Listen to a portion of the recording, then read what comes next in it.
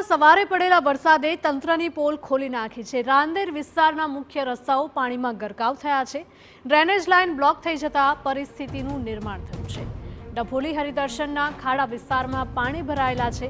ડભોલી વિસ્તારમાં પાણી ભરાવાની સમસ્યા વર્ષો જૂની છે। થોડાક જ વરસાદમાં અહીં પાણી ભરાઈ જવાની સમસ્યા છે।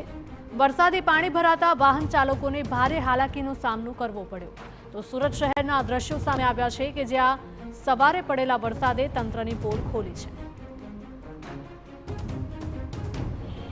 ભારતીય હવામાન ખાતા દ્વારા આગાહી કરવામાં આવી હતી કે સુરત જિલ્લા સહિત દક્ષિણ ગુજરાતમાં માવઠું થશે, જે આગાહી સાચી ઠરી છે। સુરત શહેરમાં મોડી રાત્રેથી જ વાતાવરણમાં પલટો આવ્યો હતો અને ગાજવીજ સાથે કમોસમી વરસાદ વરસ્યો હતો। વરસેલા વરસાદે તંત્રની પોલ ખોલી નાખી છે। સીધા દ્રશ્યો જોઈ શકો છો। હાલ આપણે છે સુરત શહેરના રાંદેર વિસ્તારમાં। રાંદેર વિસ્તારથી જે સુરત ગ્રામ્ય તરફ જે રસ્તો જાય છે, આ રસ્તા પર હાલ પાણી ભરાઈ ગયા છે। દ્રશ્યમાં જોઈ શકો છો કે કઈ રીતે રસ્તા પર પાણી ભરાઈ જતા એક ભાગનો રસ્તો આખો બ્લોક થઈ ગયો છે, જેને લઈને વાહન ચાલકોને ખૂબ જ હાલાકી ભોગવવાનો વારો આવી રહ્યો છે। સવારથી જ આ રસ્તા પર ટ્રાફિક જામના દ્રશ્યો જોવા મળી રહ્યા છે।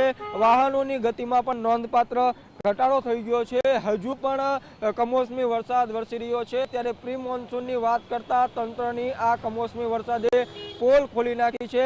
ડ્રેનેજ લાઈનો બ્લોક થઈ જતા આ પરિસ્થિતિનું નિર્માણ થયું છે। સીધા જ આપ દ્રશ્ય જોઈ શકો છો કે જે મંદિર આવેલું છે સિંગોતરમાનું, આ મંદિરની ફરતે પણ પાણી ભરાઈ ગયા છે, એટલે જે પણ દર્શને શ્રદ્ધાળુઓ આવે છે તેઓને પણ ખૂબ જ આ વરસાદી પાણીમાં ચાલીને દર્શન કરવાની ફરજ પડી રહી છે। તંત્ર ઝડપથી આજે બ્લોક થઈ ગયેલ ડ્રેનેજ લાઇન ખોલાવી અને આ પાણી ભરાવામાંથી સ્થાનિકોને છુટકારો આપે તે ખૂબ જ જરૂરી બન્યું છે।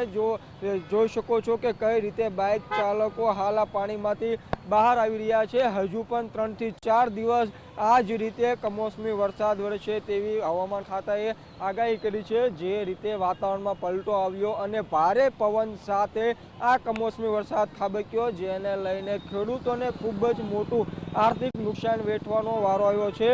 સુરત જિલ્લાના કેળા, કેરી તેમજ ડાંગર પકવતા ખેડૂતોને ખૂબ મોટું આર્થિક નુકસાન થઈ ગયું છે। તૈયાર પાક પલળી ગયો છે, જેને લઈને ખેડૂતોના મોઢે આવેલો કોળિયો હાલ તો છીનવાઈ ગયો છે। ત્યારે ઝડપથી સરકાર સહાય કરે તેવી માંગ પણ થઈ રહી છે, જ્યાં કે 1 કલાકના વિરામ બાદ ફરી એકવાર ધીમી ધારે કમોસમી વરસાદ વરસવાનું શરૂ થઈ ગયું છે।